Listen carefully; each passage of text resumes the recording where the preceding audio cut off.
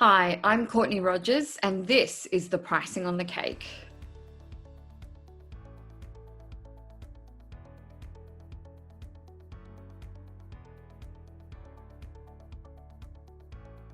Welcome to episode 12 of the Pricing on the Cake, the podcast that's all about growing a profitable business confidently. Today on the show, I'd love to talk to you about creating a high-end brand. Now, I have a lot of women who come to me, and usually they're in the very early or pre-launch stages of their business. Usually they have a skill, they've come from the workforce before, or they're wanting a career change of some kind. A lot of women also are in a position where they've had kids and now they want to be able to run their own business so that they can manage their time and have a flexible work-life balance. I do get a lot of women coming to me and saying, Courtney, I want to run this business and I really want to make sure that because of my limited hours, I'm getting paid really good prices. I really want to have customers who are willing to pay higher prices. And there's absolutely nothing wrong with this. I think this is a really good idea. You have every right as an entrepreneur to earn really good money.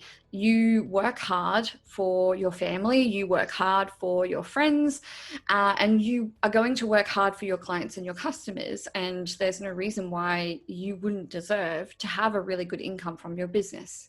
But thinking about it and planning for it is different from actually achieving it. And there are some key things that you should be aware of or put in place so that you can create a brand that is high end, comes off as high quality. It attracts people who have a higher willingness to pay. And I want to share some of those things with you today. The first thing I want you to remember and realize is that your target customers might not be the same as you. I actually do have a few clients who grew up with a really poor view of money. They weren't taught very good things about money as children. And so now when they think about what other people think of pricing and their money, it can be a real struggle for them. And, a lot of the time there might even be resistance to encouragement to charge a certain price or to raise their prices. This is particularly common with women because as women, we're brought up and socially conditioned to be generous and to not be greedy and to associate the desire with money, the desire for money as a bad thing. And it's actually not a bad thing at all. No, money is not the be all and end all of everything, but it can certainly be the ticket to a better lifestyle, better health, better mental health and well-being, and things like financial security for you and your family as well. When you understand that you may not have the same kind of money mindset as your target audience or the people who you would like to be your target audience, it helps you to think more objectively about how they might interpret your pricing or even your product. The second thing to do is to make sure that you have really good market segmentation. This means not just thinking about a product idea as a really great idea and then going for it, but really investigating whether this is something that's going to sell. Does your product solve a problem? Does your product fill a market gap? Is it already out there? Is it any different than other competitive products? When I say market segmentation, what I mean is finding a group of people who have a particular problem or goal in common. You want to think about a problem that your product or service solves, or some kind of solution or benefit that your product or service brings, and think about the people who have that problem or that goal in common. That there is your market segment. When you do market segmentation, you end up having marketing and copy that is far more clear. It resonates a lot more. You end up having better pricing power because you're speaking to one segment of people and you're being more specific about what it is that you're selling and what your product or service can help them achieve. The other thing you want to think about is what kind of money you want to be earning in the long run, and also what kind of business you want to have in the long run. In the long run, if you do want to have things like a warehouse or staff or vehicles or really big equipment or things like that. You really need to be thinking about that and planning for that, even just vaguely now, because the prices that you set today will help you afford the business that you want to have tomorrow. If the prices you set today aren't profitable, you're not going to be able to afford to grow. Your business won't have room to grow and flourish, and it will be more likely to stagnate or actually run down. If you're on your own and you're starting out, you probably don't have hundreds of thousands or millions of dollars behind you in capital to start a business.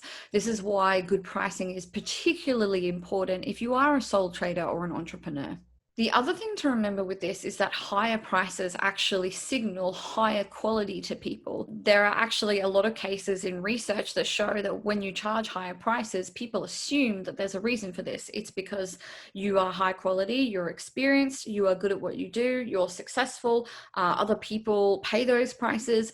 People, when they see prices, they make assumptions. And this is a really important thing to understand, especially when you're starting out. Now, if you're sitting there thinking, Courtney, I'm just starting out, I don't have a lot of experience in business, or, I don't even have that much experience in this field, that's okay. What's important to think about is, can you get the same results for your clients as other peers in your network, so other competitors? If you can, then I would encourage you to focus on this. Your customers aren't always going to look at things like, how many degrees you have or how many years experience you have. What they are going to care about is, A, whether you know what you're talking about and can talk the talk as well as walk the walk, and B, can you get them the results that you promised them? Can you get them the results that they are looking for? And if you can, then you have every right to price well for those services, as long as you can back it up. The last thing I want to mention is to not undervalue the value of really good graphic design. So humans are visual creatures, and when we see a lot of consistency in things, and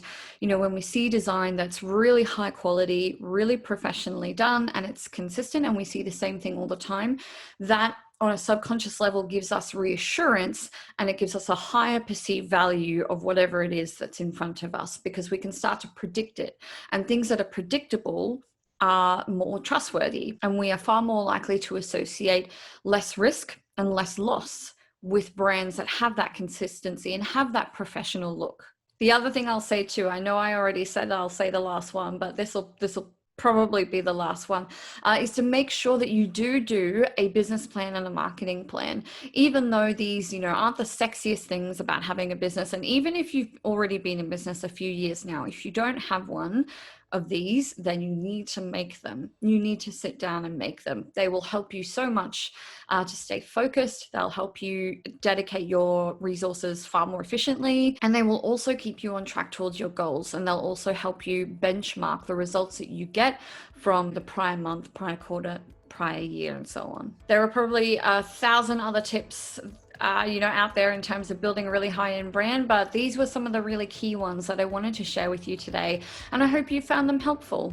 So that is episode 12 all wrapped up. I hope you enjoyed. If you did find it helpful, please let me know. Please let me know which of these resonated most with you. Don't forget too that you can find more free resources either at my website. I have some blogs and other videos and resources there, or on my free Facebook group, The Pricing on the Cake.